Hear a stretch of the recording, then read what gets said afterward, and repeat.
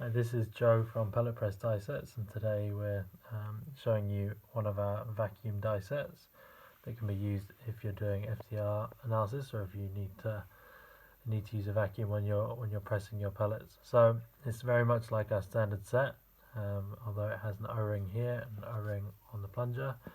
You also have a small hole here, which is where the air is taken from, so it comes down here in a channel and then comes out of this tube pin. This is a connection for a standard 1/4 inch hose, which is readily available in most labs. So you fit it together just like a normal pellet press die set.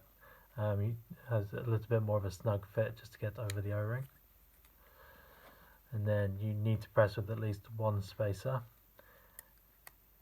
You put your spacer in, and then you put your plunger in. You can either use 1 or 2 spacers.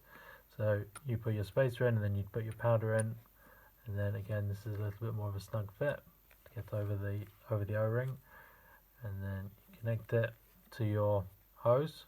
You turn your vacuum on, put it inside your press, and then you press in the standard configuration. And when you're ready to remove it, take out your plunger,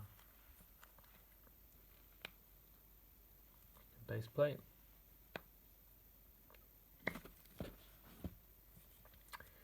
and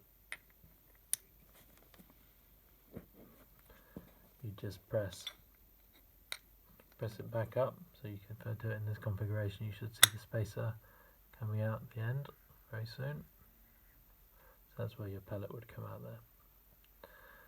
Okay, and you're good to go. Okay, so that was the vacuum die set. This is a 10mm die set, but you can order this in any size that you want. We can either custom make them, or you can find our off-the-shelf products on the website. Okay, thank you and happy pressing.